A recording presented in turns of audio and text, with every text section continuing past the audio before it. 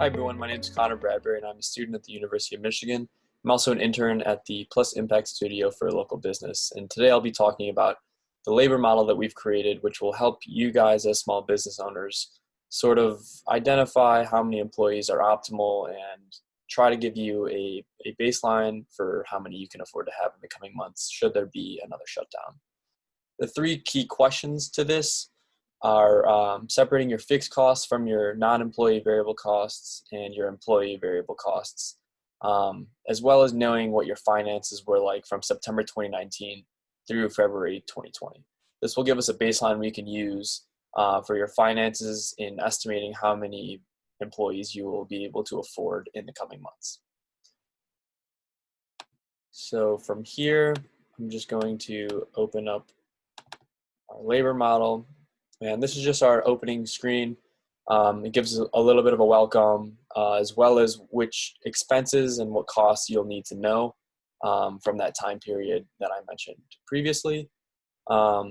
Basically, this is an open source document that anyone can download and change and use. I have a lot of the cells locked in this model, but we've included the password should there be any edits that are necessary. But we'll jump right into it. Basically, you guys as business owners will be able to edit the colored cells where you'll input here on this page all of your revenue, all of your expenses that will then auto-populate into the next pages that will help you estimate what employees you'll be able to afford. So basically here we've just separated our fixed expenses. We've included the most common ones like rent, base utilities, owner salary, insurance, taxes, and then we've left a spot for other expenses if there are any that we've missed that you feel fall into this category. And by fixed expenses, we basically just mean if there's another shutdown, these are the costs that you will have to cover if you want your business to stay afloat. And then from there, we total all of those expenses, and then we go into non-employee variable expenses, which are things like inventory purchases, online advertising, maintenance and repairs, administrative expenses. And then we've also got another other row right there. And we've also included for the non-employee variable expenses 2 extra rows, which are anticipated 2020 PPE expenses. Those are things like masks, any cleaning supplies you'll need to have on hand, and then extra anticipated COVID 2020 expenses. Basically, these 2 rows here will allow you to input any change that you anticipate from any given month from the previous period, which we may view as the normal period. And if you feel your costs will be significantly different, you can account for that here. And then finally, at the end, we have you just input your total number of employees and your total employee hours worked. And then that automatically calculates things like your total employee expenditure, your average employee expenditure, your average hours per employee, and your average hourly cost per employee. This will then help us come up with the optimal number of employees for you in our next pages. And basically what these look like is as you fill in the information in the financial information sheet, this will auto-populate things like your revenue, your total fixed costs, your amount of variable to spend on your variable costs, and then we separate your non-employee variable costs from there, which then gives you the amount you have left over to spend on employees. A quick note here is we recognize that your revenue will probably not be the same as the month from last year. So here we have different columns of estimations as proportions of your revenue from the normal times. And we just went by a factor of 20 to help you give a sort of frame of reference if you're expecting 100% of the revenue you got versus 80% and all the way down to 0%.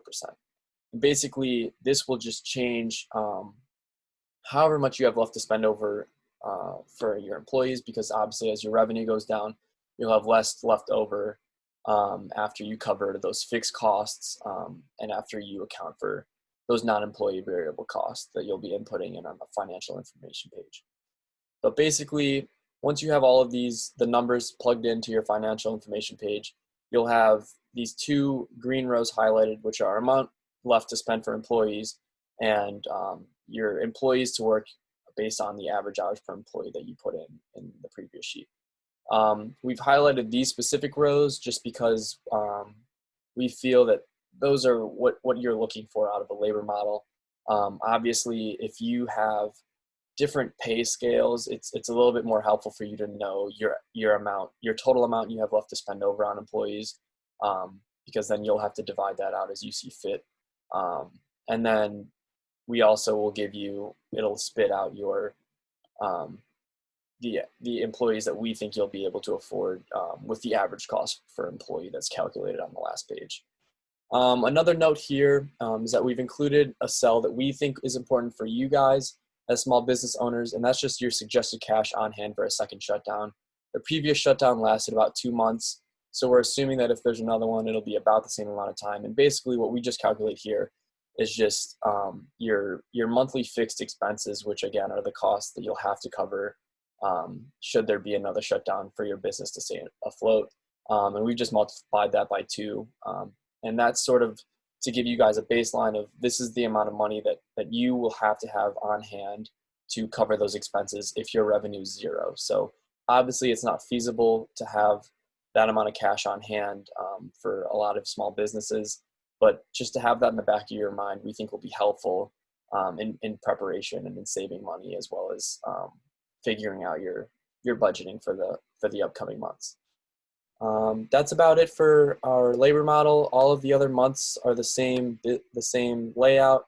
The most important thing for you guys as small business owners is to know these expenses, to know your numbers from the previous months during normal times, and just inputting those in, and then the sheet does everything else for you. And then again, I'll note that the sheet password is Impact Studio, capital I, capital S, just in case there is any editing that needs to be done. But that's our labor model. Thank you guys for watching.